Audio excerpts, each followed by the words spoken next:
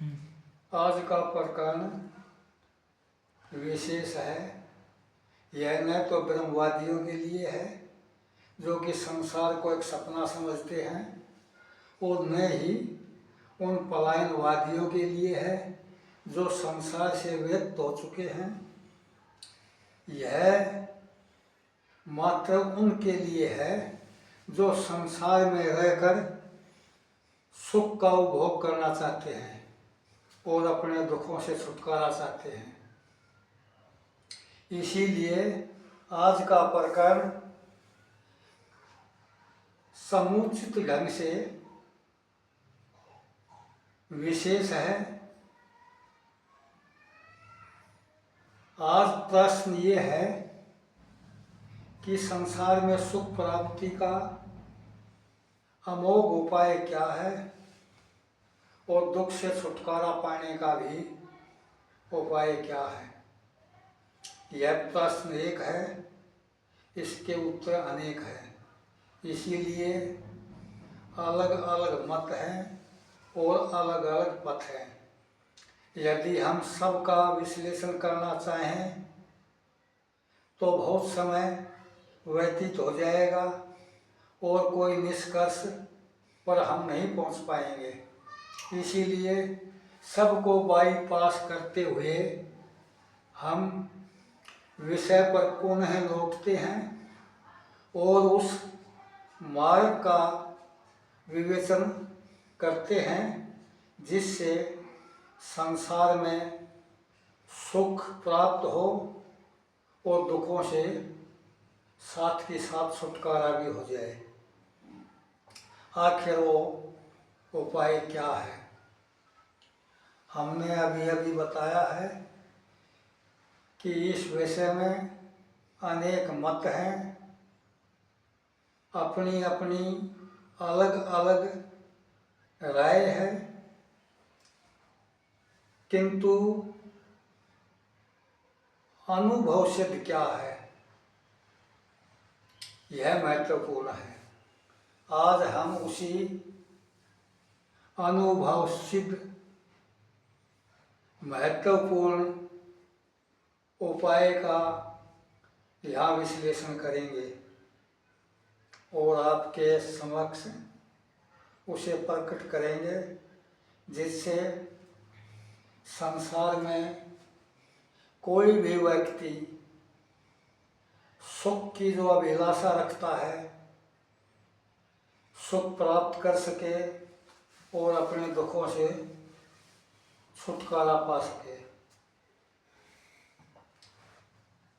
इसका पहला सूत्र है कलौ काली नान्य देव है कलौ युगे।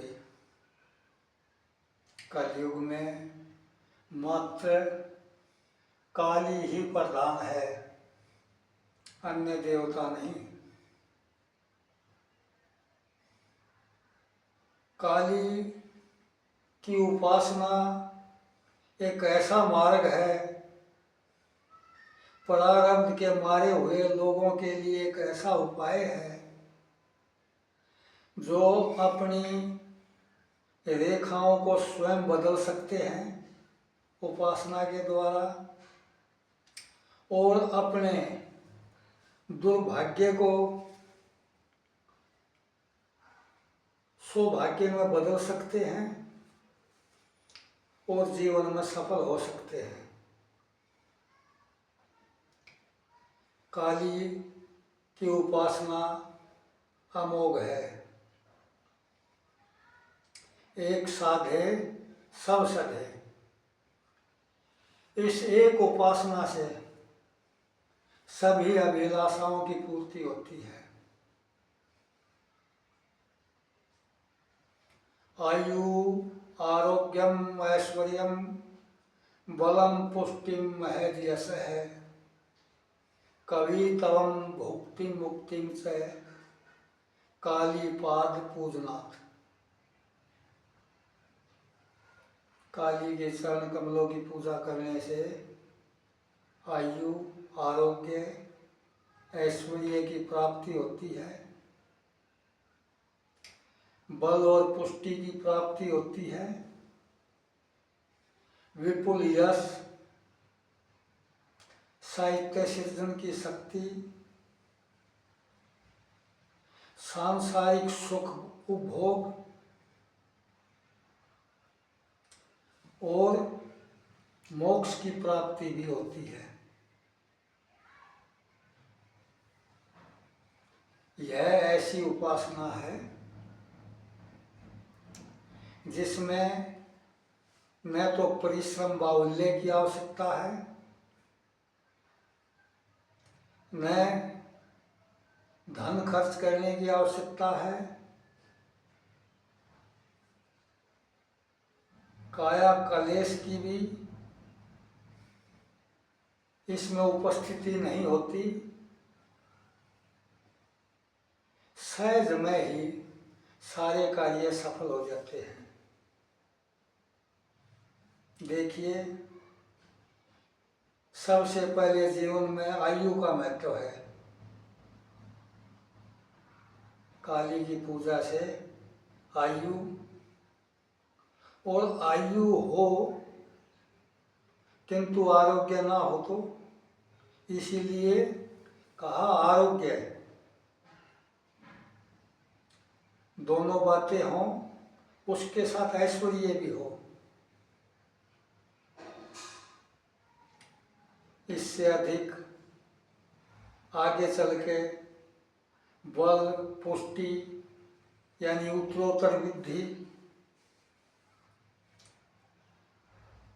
और यहाँ तक कि जैसे साधु, महात्मा, ऋषि, मुनि, योगी कई कई हजार सालों तपस्या करते हैं मुक्ति के लिए,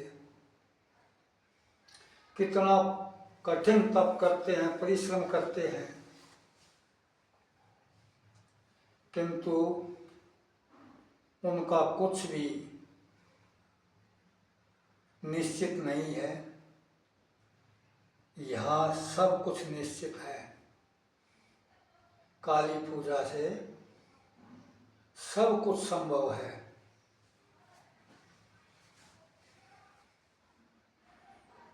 ये प्रारब्ध को बदलती है, संचित कर्म नष्ट हो जाते हैं,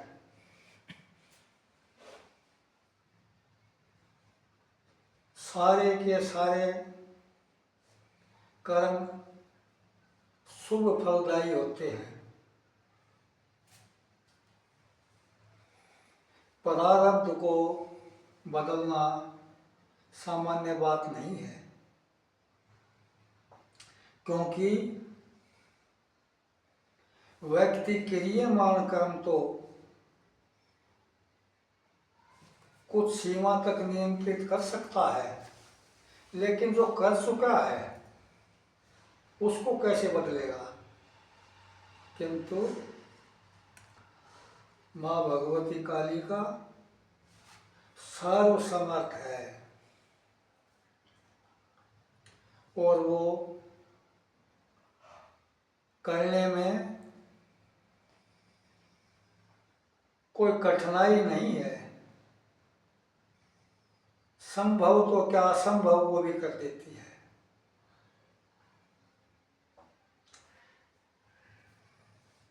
काल नियंत्रण तात काली, काली काल को नियंत्रित करती है। और काल कौन है? कलनाथ सर्वभूतानां महाकालः प्रकीर्तित है। जो सब प्राणियों का कलन करता है, ग्रास करता है, उसे महाकाल कहा गया है। महाकालस्य कलनाथ, महाकाल का जो ग्रास करती है, तब आद्या काली का मता, वो काली माता है। जो काल का भी ग्रास करती है, वही काली है। कोई देवता सुख देता है,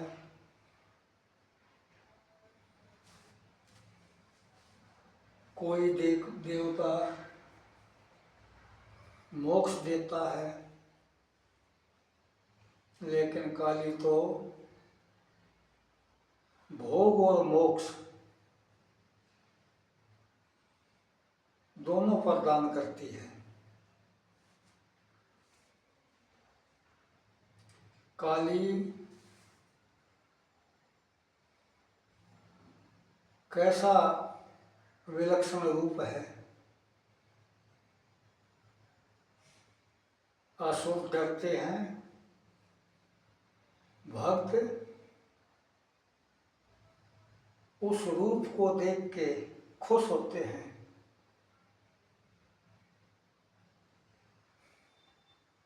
जिस प्रकार भोग और मोक्ष